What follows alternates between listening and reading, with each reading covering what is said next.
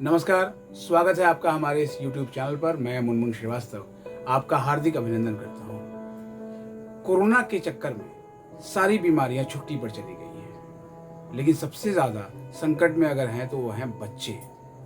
अभी कुछ दिनों पहले ही WHO और यूनिसेफ ने एक रिपोर्ट जारी किया है, जिसमें ये कहा गया है कि 2019 में भारत में लगभग 14 लाख बच्चों को DPT का टीका ही नहीं लगा और 30 लाख बच्चों को तो इसकी पहली खुराक भी नहीं दी गई। इतना ही नहीं, पूरी दुनिया में 2020 में 2 करोड़ 30 लाख बच्चों को DPT का टीका नहीं लगा। आप सोचिए कि DPT का टीका बच्चों को नहीं लगा तो बच्चों की क्या हालत होगी। कोरोना को कहा जा रहा है कि तीसरी लहर यदि आई तो वो बच्चों पे भारी होगी, लेकिन बच्चों के लिए जो जीवन रक्षक टीके हैं वो टीके ही बच्चों को नहीं लग पा रहे हैं। जाहिर है इसके पीछे पर्याप्त तैयारी का ना होना ही मूल कारण है।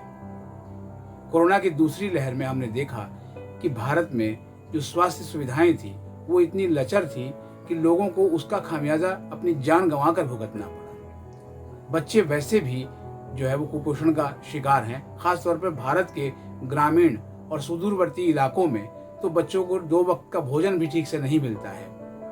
पिछले दिनों एक रिपोर्ट आई भी थी कि गांव में जो है वो स्कूल में जब बच्चे जाते थे तो उनको मिड डे मील मिलता था, लेकिन कोरोना काल में स्कूल बंद होने की वजह से उन्हें मिड डे मील मिलना मुश्किल हो गया है और वो ठीक से अपना खाना भी नहीं खा पा रहे हैं।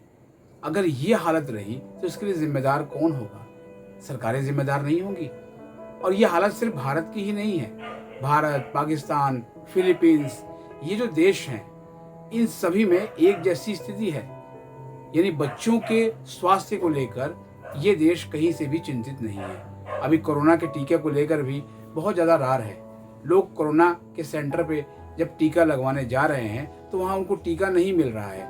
अभी कल एक रिपोर्ट आई कि एक सेंटर पर यह मैसेज गया कि कोरोना की केवल 60 डोज टीके की अवेलेबल है और वो भी अवेलेबल है 45 से 60 के बीच के उम्र के लोगों के लिए सेकेंड डोज। यानी अगर उन्होंने पहली डोज लगवा रखी है तो सेकेंड डोज के लिए टीका उपलब्ध है। 31 दिसंबर हमारे प्रधानमंत्री माननीय नरेंद्र मोदी जी ने रखी है डेट कि सबको टीकाकरण कर दिया जाएगा, लेकिन अगर ये इस तरह की रफ्तार रही तो क्या होगा? फिर से हम बात बच्चों की करते हैं। बच्चे सबसे अधिक भयभीत हैं, लेकिन DPT जो उनके लिए सबसे बड़ा जीवन रक्षक टीका है, अगर वो नहीं लगेगा तो कैसे काम चलेगा? 95% मानक तय किया है विश्व स्वास्थ्य संगठन ने कि बच्चों को DPT का टीका लगना चाहिए। कोरोना काल से पहले यानी 2019 में ये मानक व्यवहारिक रूप में 86% था। तो जरा कल्पना कीजिए कि 2021 में ये कितना होगा, जब सिर्फ और सिर्फ कोरोना की ही बातें होती हैं। कोरोना सच में एक वैश्विक महामारी है और दुनिया के तमाम देश इससे प्रभावित हैं, लेकिन बच्चों के लिए जो टीकाकरण अभियान है वो क्यों नहीं चलाया जा रहा है? उसके पीछे आखिर कौन सी ऐसी चीजें हैं जो रोक रही हैं? बच्चों का स्वास्थ्य ही देश का स्वास्थ्य है, क्योंकि बच्चे किशोर होंगे और वही युवा होंगे, वो देश के नागरिक हैं। अगर वे कुपोषित होंगे या उन बीमारियों से लड़ेंगे जिनको कि हमने हरा दिया, भारत कहता है कि उसने पोलियो का समूल नाश कर दिया है, लेकिन अगर DPT का टीका ही नहीं लगेगा तो फिर काली खांसी, डिप्थीरिया, इस तरह की समस्याएं तो आएंगी ही। और जाहिर बात है पोलियो भी फिर कहीं जो है ज़्यादा दूर नहीं रहेगा। पोलियो भी आकर जो है उनको इसी तरीके से परेशान करेगा।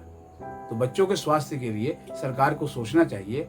संसद का सत्र चल रहा है और इसमें निश्चित रूप से विश्व स्वास्थ्य संगठन और यूनिसेफ की जो ये रिपोर्ट है उसका कहीं ना कहीं विश्लेषण होना चाहिए कि अगर हमारे देश में टीकाकरण अभियान में इस तरह से उन जीवन रक्षक टीकों के साथ ऐसा हो रहा है तो जाहिर है कोरोना के टीके को लेकर जो समाज में बातें चल रही हैं वो कहीं से भी गलत नहीं है कि लोग टीका लगवाना तो चाहते हैं लेकिन टीके मिल ही नहीं रहे। आपको हमारी बात कैसी लगी हमें कमेंट बॉक्स में ज़रूर बताइएगा। आप जिन विषयों पर वीडियो देखना चाहते हैं उसके बारे में भी हमें लिखें और हमारे इस चैनल को अधिक से अधिक लाइक और सब्सक्राइब करवाएं। मिलते हैं फिर एक और एपिसोड के साथ, तब तक के लिए नमस्कार।